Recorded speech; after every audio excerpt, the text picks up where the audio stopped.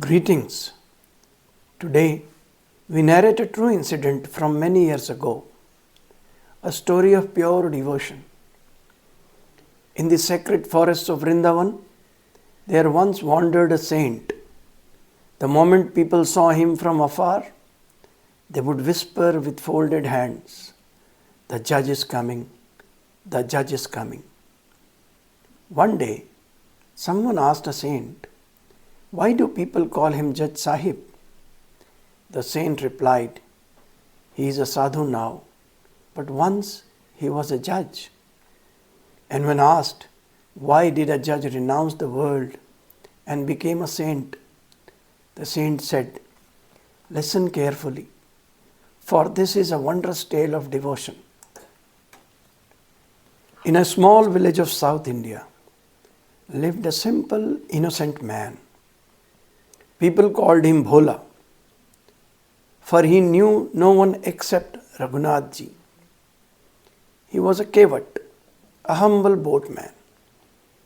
In the village stood a small temple of Lord Ram. If anyone asked him, "Brother Bhola, what do you say about this matter?" he would reply gently, "Only Raghunath Ji knows. I know nothing." He had 2 sons and 1 daughter, and now his daughter had come of marriageable age. His son said, "Father, let us take a loan from the village moneylender.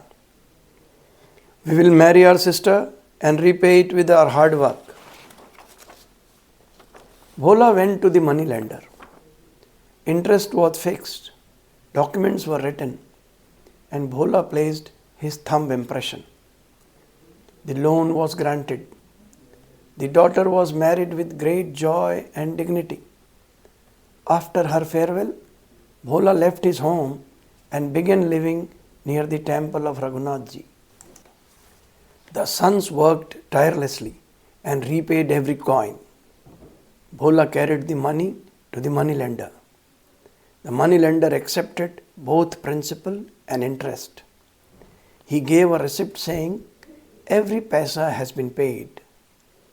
He asked, "Can you read what is written?" Bhola replied innocently, "Only Raghunath Ji knows. I am illiterate."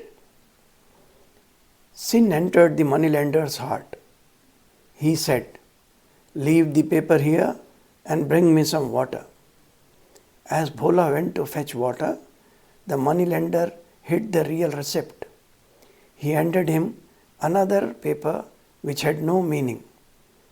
Bhola took the paper to the temple, placed it at the feet of Lord Ram, and began chanting the Lord's name.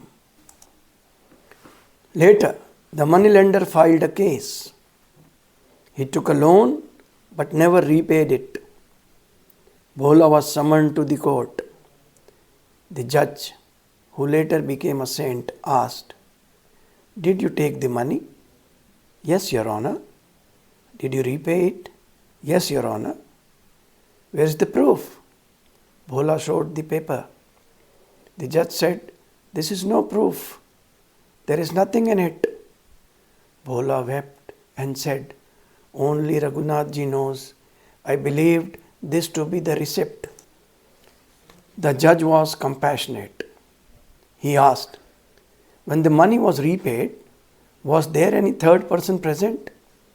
Bhola replied, "Your Honor, except Raghunath Ji, there was no one." The judge assumed Raghunath Ji to be some respected villager and issued a summon in his name. The court peon searched the village. No such person was found. Someone said, "There is a temple of Raghunath Ji." The peon reached the temple and handed the summons to the priest. The priest signed it, placed it at the Lord's feet, and said with tearful eyes, "O Lord, garments, offerings, and ornaments have come before, but a court summon has come for the first time. Now the honor of your humble devotee rests in your hand." The priest adorned the Lord with devotion and prayer. The next day in court, the judge asked, "Where is your witness, Raghunath Ji?" Bhola replied, "He must be nearby, Your Honor. He is present everywhere." The peon called out loudly, thrice, "Raghunath, please appear. Raghunath, please appear. Raghunath, please appear." Suddenly, an old man entered, bent with age, leaning on a staff, a tulsi garland around his neck, a worn shawl, and a tilak upon his forehead. He raised his hand thrice and said gently, "Raghunath is present." With a trembling gait and humble posture, the Lord himself had come to stand as a witness. The judge asked, "Were you present there?" "Yes." "Did the boatman repay the money?" "Yes, and a receipt was written." "Where is it now?" "In the moneylender's house, in the front hall, the middle cupboard, ledger number 32. The officers searched and found the receipt. The moneylender was punished, Bhola was honorably acquitted. And once justice was done, Raghunath Ji disappeared. The judge was surprised, as he never saw such a witness in his court. He called Bhola privately. "Where does Raghunath Ji live?" Bhola said, "Where I live." "And where do you live?" Bhola said, "Where Raghunath Ji lives." Then Bhola explained, "He resides in the temple as the idol." The truth dawned upon the judge. Overwhelmed, he wept bitterly.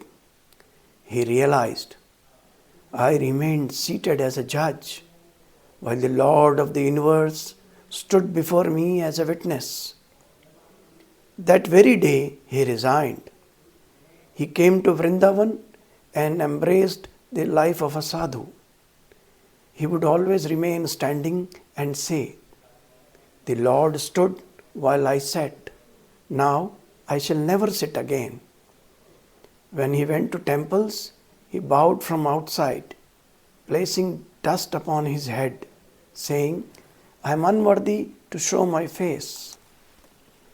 The pure devotion of a simple boatman made the Lord himself appear as a witness. Such is devotion, where only God resides in the heart. As sajjan mam urbas kaise, lobhi hriday basai dhan daise. True devotees dwell in my heart, as wealth dwells in the heart of the greedy. Jai Siya Ram.